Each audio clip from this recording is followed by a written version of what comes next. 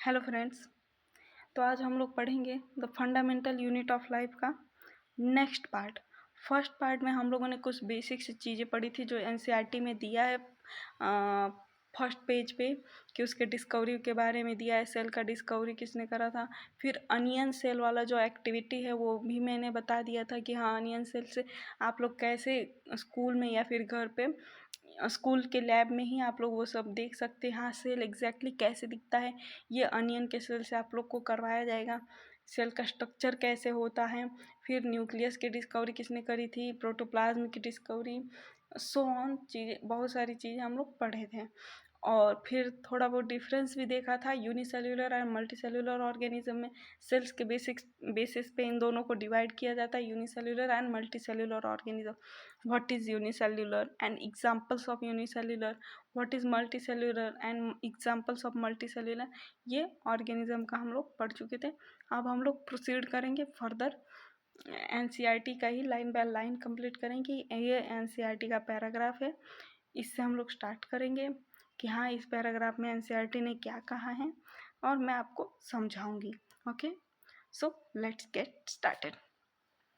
तो अब पढ़ना क्या है, तो क्या जो सेल है हम लोगों ने नॉर्मली सेल ऐसे ही बनाते हुए देखा है, सर्कुलर में, स्फेरिकल टाइप में। क्या सेल इसी शेप का होता है? क्या इसका अलग कोई शेप नहीं हो सकता? मल्टी सेल्यूलर है तो उसमें शेप वेरी करेंगे। जी हाँ, शेप ऑफ सेल जो है वो वेरी करता है according to their function. What kind of function they perform, they vary the shape of cell. Okay, देखिए सेल का शेप दिखा दे रही हूँ मैं आपको। पहले देख, these are the types of cell, these are the types of cell, this is smooth muscle cell। मैं एक्सप्लेन करूँगी अभी डिटेल में, बस नाम सुन लीजिए।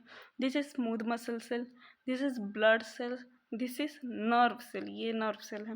This is ovum, this is bone cell and this is छोटू सा sperm cell and this is fat cell.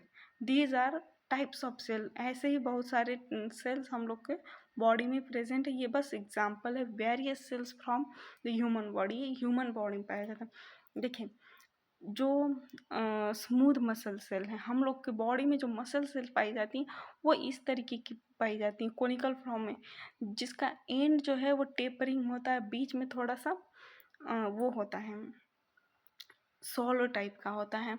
And जो होता है वो टेपरिंग होता है। ओके, एकदम दिस काइंड ऑफ, हाँ ऐसे इस तरह, और इसमें न्यूक्लियस पाए जाएंगे। दिस इसी तरीके का स्ट्रक्चर होता है स्मूथ मसल का। क्यों? क्योंकि इसको कॉन्ट्रैक्शन और रिलैक्शन का काम करना है। सेल का शेप किस पे डिपेंड करता है? Depends on their function. Cell का जो शेप है वो उसके फंक्शन पे डिपेंड करता है। तो इसका फंक्शन क्या है? मसल सेल का फंक्शन, अगर तुम्हें कुछ हाथ में उठाना है, हाथ से उठाना है तुम्हारे, तो तुम क्या करोगे? कॉन्ट्रैक्शन और रिलैक्सेशन ही करना पड़ेगा। अगर कुछ उठाना या फिर रखना है हाथ से, तो कॉन्ट्रैक्ट और रिलैक्सेशन ज़रूरी होता है मसल सेल्स का, तो ये वो परफॉर्म करते हैं।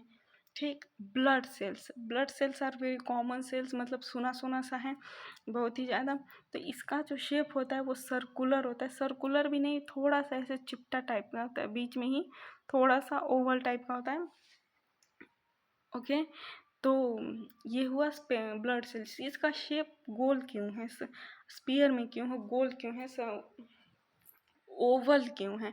क्योंकि इसको ब्लड में ब्लड वेसल्स में फ्लो करना होता है easily.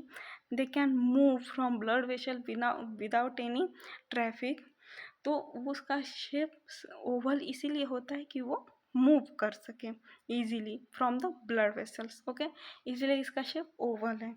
Next one is nerve cell. ये है नर्व सेल। ये कहाँ पाया जाता है? हम लोग के नर्व में पाई जाती है, मतलब जो भी ब्रेन से या फिर स्पाइनल नर्व से मैसेज ट्रांसफ़र करना होता है तो नर्व सेल से ही मैसेज ट्रांसफ़र होता है। तो इसका स्ट्रक्चर ऐसे क्यों है? देखिए, अकॉर्डिंग टू देयर फंक्शन, ये जो है इससे क्या होता है, ये मैसेज को रिसीव करता है। और ये इसका लॉन्ग सिलेंडर लाइक स्ट्रक्चर क्यों है, इतना लंबा क्यों है? क्योंकि लंबी लंबी रहेंगे, उसका साइज अगर लंबा रहेगा तभी वो मैसेज को जल्दी से पास ऑन करेगा टू अदर नर्व सेल। यहाँ से रिसीव किया फिर यहाँ पास ऑन करेगा, ऐसे ही इसका स्ट्रक्चर है। ठीक, यहाँ से रिसीव, यहाँ से पास कर देगा मैसेज को, इसीलिए इसका स्ट्रक्चर इसी तरह है। और इसका शेप जो है वो बदलता नहीं है, ये बहुत ही फिक्स्ड सेल शेप होता है नर्व सेल का। एंड ओवम सेल, ये लार्जेस्ट सेल होता है in human body. Ovum cell ये सर्कुलर होता है। And this is sperm cell. Sperm cell ऐसे होते हैं क्योंकि इसमें फ्लैजिल, सॉरी उल्टा बन गया, sperm cell this kind of, इसका फ्लैजिला क्यों होता है, क्योंकि इसको आगे की तरफ मूव करना है, आगे की तरफ मूव करना है, इसलिए इसमें यहाँ फ्लैजिला लगे होते हैं। Okay, this is fat cell. Fat cell क्या है, ये जो दिख रहा है ये फैट है। किसी भी सेल के अंदर, ओके, किसी भी सेल के अंदर, ये मान लीजिए सेल है, ये न्यूक्लियस है। अब इस सेल में क्या हुआ कि फैट आके एक्यूमुलेट हो गया। तो फैट आएगा तो क्या होगा, मान लीजिए ये फैट है, ये एक्यूमुलेट हो गया, तो इसका न्यूक्लियस जो है वो यहाँ शिफ्ट हो गया, इसका न्यूक्लियस यहाँ शिफ्ट हो गया, वही यहाँ पे दिखाया गया है, वही यहाँ पे दिखाया गया है यहाँ। Okay, this is the kinds of types of shape of cells. उसके फंक्शन के अकॉर्डिंग सब सेल के शेप वेरी करते हैं। ओके, तो इसमें जितना हम लोग पढ़ लें पहले उतना, जितना मैंने आप लोग को समझा दिया है उतना मैं पढ़ के डिस्कस कर लेती हूँ, उसके बाद मैं फिर फर्दर प्रोसीड करूँगी। Okay, the shape and size of cell are related to specific function. Shape and size of cell related to specific function. They perform some cell cases. Shell shape could be more or less fixed, peculiar for particular type of cell. For example, nerve cell has typical shape. Nerve cell जो है वो बदलता नहीं है, उसका shape जो होता है वो पिक्युलर फिक्स्ड होता है। Okay, each living cell has a capacity to perform certain basic function. हर एक सेल जो है वो अपना बेसिक फंक्शन परफॉर्म करता है। Each living cell has perform certain basic function. Okay, वो अपना बेसिक फंक्शन परफॉर्म करता है। That are characteristics of living form. ये कहना क्या चाह रहा है, अगर वो लिविंग सेल अपना फंक्शन परफॉर्म नहीं करेगा तो वो डेड कहलाएगा। तो मेन कैरेक्टरिस्टिक्स ऑफ सेल क्या है, या फिर main characteristic of living cell क्या है, लिविंग ऑर्गेनिज्म क्या है, कि हाँ वो अपना फंक्शन परफॉर्म करें। Okay, how does a living perform this basic function. ये बेसिक फंक्शन कैसे परफॉर्म करते हैं, दिस लिविंग सेल कैसे परफॉर्म करते हैं अपना function. We know that there are division of labour. अच्छा, ये डिवीजन ऑफ लेबर क्या होता है, डिवीजन ऑफ लेबर, अच्छा अभी बता रही हूँ। We know that there is a division of labour in multicellular organism such as human being, such as human being. This means that different parts of human body perform different function. The human body has heart to pump blood, the stomach to digest food, and so on. Similarly, division of labor is also seen within the single cell. अच्छा, इतना मैं बता दे रही हूँ, ये कहना क्या चाह रहा है इस पैराग्राफ में, यहाँ पे बता रही हूँ। जिस तरह ये ह्यूमन बॉडी है, सॉरी, जिस तरह ये ह्यूमन बॉडी है, ओके, इसमें multiple types of function perform हो रहे हैं। यहाँ इसके अंदर लंग्स हैं, इसके अंदर लंग्स हैं, वो रेस्पिरेशन का काम कर रहा है। इसके अंदर हार्ट है, इसके अंदर हार्ट है, वो सर्कुलेशन का काम कर रहा है।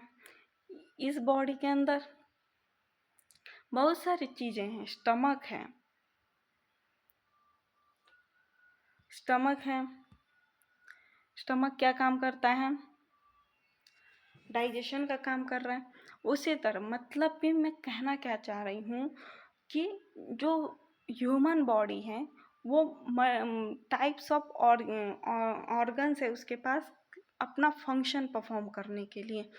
लंग्स क्या करेगा, रिस्पिरेशन का काम करेगा। हार्ट क्या करेगा, ब्लड पंप का काम करेगा। स्टमक क्या करेगा, डाइजेशन वाइजेशन का काम करेगा। उसी तरह जो सेल होता है, इसी तरह जो सेल होता है उसके अंदर भी मल्टीपल टाइप्स ऑफ ऑर्गेनेलीज होती हैं।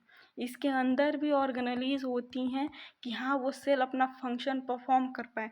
जिस तरीके से ये ह्यूमन बॉडी अपने फंक्शन को परफॉर्म करने के लिए इन सब चीज़ों की हेल्प लेता है, उसी तरह सेल्स के पास भी अपना फंक्शन परफॉर्म करने के लिए उसके अंदर ऑर्गेनेलीज होती हैं। उसके अंदर देखिए ये सेल हुआ, इसके अंदर कौन कौन से ऑर्गेनेलीज होंगे। ये तो न्यूक्लियस हुआ, न्यूक्लियस हुआ। इसके अंदर कुछ माइटोकॉन्ड्रिया होंगे। अगर प्लांट सेल है तो क्लोरोप्लास्ट होगा। प्लांट सेल है तो उसके अंदर से उसके बाहर सेल वॉल होगी, क्लोरोप्लास्ट होगा, वैक्यूल होगा। ओके, राइबोसोम्स होंगी प्रोटीन बनाने के लिए, और लाइसोसोम होगा। ऐसे ही multiple types of organelles present है इस सेल के अंदर to perform their own function, to perform their basic functions. ठीक, ये है सेल्स का, सेल के बारे में। आया समझ? नहीं आया समझ तो फिर से एक बार समझ लीजिए कि ओ सॉरी क्या हो रहा है ये। ओके,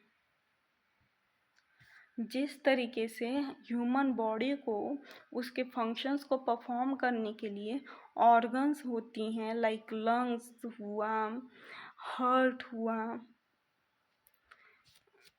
स्टमक हुआ, मतलब कोई सा भी ऑर्गन हुआ, हैंड हुआ, आइज हुए, ये सब ऑर्गन्स होती हैं। उसी तरह सेल को उसका फंक्शन परफॉर्म करने के लिए टाइप्स ऑफ ऑर्गेनेलीज प्रेजेंट होती हैं, लाइक लाइसोसोम हुआ, lysosome, mitochondria and nucleus, ribosomes, ऐसे ही काइंड्स ऑफ ऑर्गेनेलीज प्रेजेंट होती हैं उस सेल की बेसिक फंक्शन को परफॉर्म करने के लिए। ठीक है, मैंने इतना समझा दिया। आई होप को आप लोग को समझ में आया हो। इस पैराग्राफ में यही कहना चाह रहा है ये। ठीक, और तो कुछ छूट नहीं रहा है, फिर भी एक बार पढ़ के दिखा दे रही हूँ। Each such cell has got certain specific component within it's known as cell organelles। मैंने आप लोग को बताया कि सेल ऑर्गेनेलीज बोला जाता है उसको। ठीक, each kind of cell organelles perform specific function perform करता है। Okay, such making as new material in the cell, clearing of the waste material, ये उसका फंक्शन है, वो हम लोग आगे पढ़ेंगे। Making as new material in the cell, clearing of the waste material from the cell and so on, ये उसके फंक्शंस हैं। ठीक, ये सब हम लोग पढ़ चुके हैं। अब नेक्स्ट क्या है, ये पैराग्राफ कंप्लीट हुआ। फिर ये शेप के बारे में बता दी हूँ कि हाँ वेरिएशंस क्यों होती हैं, वेरिएशंस क्यों होती हैं अकॉर्डिंग टू देयर फंक्शन। अब नेक्स्ट क्या है, नेक्स्ट है what is cell made up of, what is cell made up of, what is structural organisation of cell. ठीक, अब जो मैंने बताया था कि हाँ सेल के अंदर उसके फंक्शन को परफॉर्म करने के लिए काइंड्स ऑफ चीज़ें प्रेजेंट होती है, काइंड्स ऑफ ऑर्गेनेलीज हैं, तो वो वही चीज़ों के बारे में हम लोग को वन बाय वन पढ़ना है कि हाँ वो ऑर्गेनेलीज हैं क्या। We saw above that cell has a special component called organelles। ठीक, ऑर्गेनेलीज है। हाउ इज सेल ऑर्गेनाइज्ड, अब ये सेल कैसे ऑर्गेनाइज है, सेल के अंदर क्या क्या प्रेजेंट है, ये पढ़ना है। If we study a cell under microscope we would come across 3 feature in almost every cell. तो अब इसमें क्या बताया गया है कि हाँ अब हम लोग को एग्जैक्ट पढ़ना क्या है, सेल के अंदर क्या पढ़ना है। ओके, ठीक, ये बता रहा है कि हाँ, हम लोग कोई सा भी सेल पढ़ेंगे तो उसमें 3 चीज़ें ज़रूर ही पाई जाएंगी। एक हुआ प्लाज्मा मेम्ब्रेन, एक हुआ न्यूक्लियस एंड एक हुआ साइटोप्लाज्म। अब ये मैं बता दे रही हूँ ये तीनों चीज़ें हैं क्या। ये है आउटर साइड ऑफ सेल, ये है nucleus of cell and this is a cytoplasm of cell. This is a cytoplasm of cell. Okay, जो आउटर कवरिंग है सेल की उसे बोलते हैं plasma membrane. Outer covering of cell is plasma membrane. अंदर जो है वो न्यूक्लियस एंड जो फ्लूइड पार्ट होता है वो साइटोप्लाज्म होता है। All activities inside the cell and interaction of the cell with its environment are possible due to these features. Let's see how. अब इसका जो पर्टिकुलर फंक्शन है कि प्लाज्मा मेम्ब्रेन का फंक्शन क्या है, फिर साइटोप्लाज्म क्या है, न्यूक्लियस का क्या है, ये हम अब नेक्स्ट लेक्चर में 1 बाय 1 पढ़ेंगे। प्लाज्मा मेम्ब्रेन के बारे में पूरा जानेंगे, फिर न्यूक्लियस के बारे में पूरा जानेंगे। ऐसे ही बहुत सारे ऑर्गेनेलीज हैं जो जो क्लास 9th में दिया है वो हम लोग NCERT के through line by line cover करेंगे। आज के लिए बस इतना ही। ओके, रिविजन करते रहिए।